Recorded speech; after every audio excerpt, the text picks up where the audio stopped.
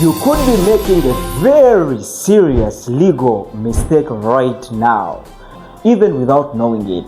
That business sign on the road, that contract you signed without reading, that money you lent someone, your 2 million, your 3 million, without proper documentation.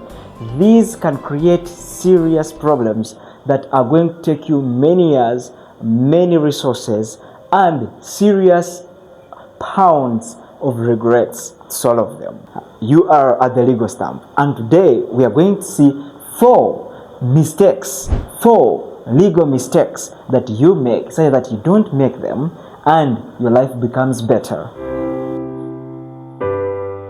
Mistake number 1: putting a business sign on a road reserve without authorization.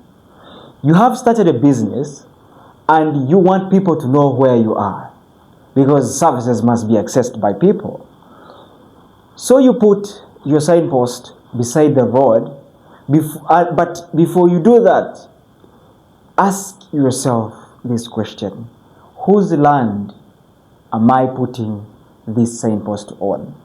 Because we have a government land reserve or road reserve, specified meters that on every public road, and for you to put a signpost there, you need authorization from your city council, either from the town clerk.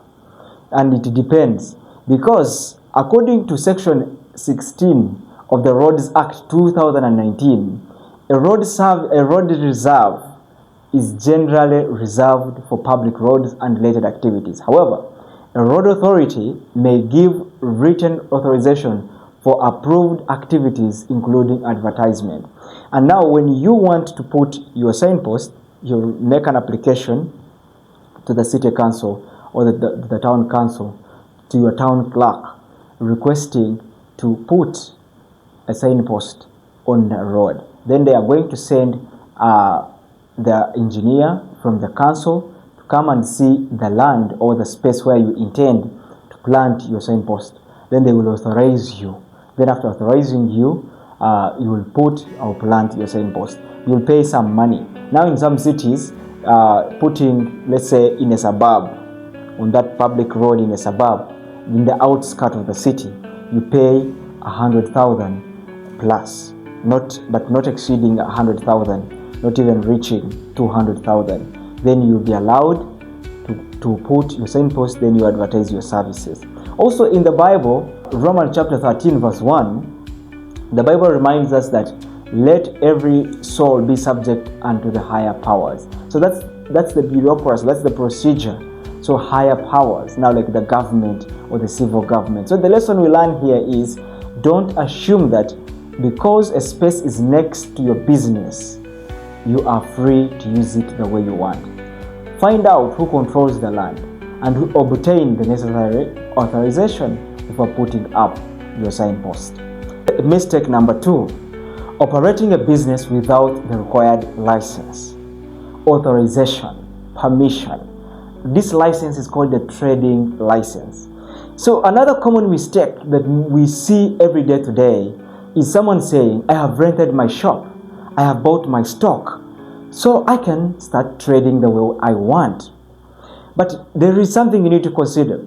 Under Section 8 of the Trade Licensing Act provides that businesses require a trading license, meaning you need to visit the city council or your town council to get a trading license. And here in Uganda, at least not deep in the city, sometimes it depends on the location you are in, but most businesses, most shops are paying 80,000 per year, 80,000 Ugandan shillings per year. I don't know in your country how much money do you charge as a business or as a trading license. So before operating or opening your doors for your shop or that business, find out what license your particular business requires on and from which authority. Under Romans chapter 13 verse 7, the Bible goes ahead also state that render therefore to all their dues. So give their dues, meaning pay to whom custom is due, Pay to whom tribute is due, meaning pay taxes. It is a duty of every citizen to pay taxes. So those are the local government tariffs that they give so that they can get source of income to extend such services. So they charge 80,000 at least in suburbs, or not deep in, but sometimes it depends from fact to fact or place to place basis. Now the lesson that we will learn here is that a wise business person does not only know how to make money, but they also know how to operate lawfully. If not, if you don't pay, you don't get the trading license, at least if you have not registered your business, you need a receipt from the town council. Then they are going to give you that authorization or license. Then you operate. Mistake number 3, signing a contract without reading it or understanding it. We see most people are just signing because they don't have time to read. Can we call it laziness? Others there because they are running or they have too much trust. Some people may be fraudulent. They just give you some clauses in a contract, you just sign, then at the end of the day it bites you, or you see things changing because parties are bound by their contracts, by their agreements. So just others just you provide the paper, they just say just sign here. It's a simple agreement, just sign here. Then you end up signing and you say without reading it. That can be a costly mistake. So I cannot count how many times who have, they said, hasty to sign an agreement, then repentance at leisure. You run quickly to sign an agreement, but also when things are turning around, you go to change and repent and regret in one way or the other. So Section 9 of the Contracts Act, it defines what a contract is.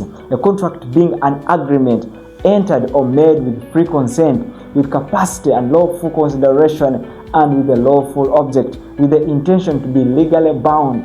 So meaning you want to be legally bound, then you sign a contract. So don't simply sign because someone tells you to. Or first read through. Read it, understand it, ask questions, and where necessary, seek professional advice. The Bible also says in Proverbs chapter 14 verse 15 that the simple believeth every word, but the prudent man looketh well to his going. So don't be that simple man who is going to believe everything. Just sign here, you just sign. It's a mistake. So the lesson you should take in this is that never sign what you don't understand. You know those people. Even yourself, you've been signing documents. You don't know. You have not read it because it's so big. Terms and conditions, you just sign. Then when things change, you start crying. For number 4, the last mistake is lending or borrowing large amounts of money without proper documentation. Now, a friend says, please lend me 2 million or 3 million. I will pay you next week. So what do? You trust them. You give them the money. No written agreement, no clear terms, perhaps not even a proper record. You just give them their money. Months later, there is a disagreement. Now the friendship has become a legal dispute. I hope you've seen those people. People can change. Though God doesn't change, though the law may not change, but people can change. That's how we get disputes, because there was a breached condition, a breached term. So you need to write. So also in the law, under Section 9 today, every contract whose sum is up 500,000 and above Ugandan shillings, 25 currency points, 500,000, put it in writing. No matter who it is, if it's your parent, if your relatives, people can change, or your friend. Don't trust people just like that. Sign. The scriptures also say in the book of Hebrews that an oath for confirmation, which ends the whole strife. If you want to end strifes, challenges, disputes, put everything in writing, so that when a person tries to deviate or change, you have somewhere to capture them. Put important terms in writing. Keep the evidence of the transaction. The Bible says the borrower is servant to the lender. The borrower is servant to the lender. So the lesson we pick here is that trust people but important documents should be written like that manner. So here, these were the 4 mistakes: putting up a roadside business sign without the necessary authorization; 2, operating a business without the required license; 3, signing a contract without reading it or understanding it; and 4, lending or borrowing significant sums of money without proper documentation. Remember, the law is not only for lawyers. The effects of breach of law is for us all. And that is why here at the Legal Stamp we examine everyday issues through the Bible, law, and truth. If this video has helped you, subscribe for more. Share it so someone can be vigilant, doesn't fall a prey of these mistakes. Who needs to hear it, kindly forward it to them. And join me for the next episode in the next video. Bye bye.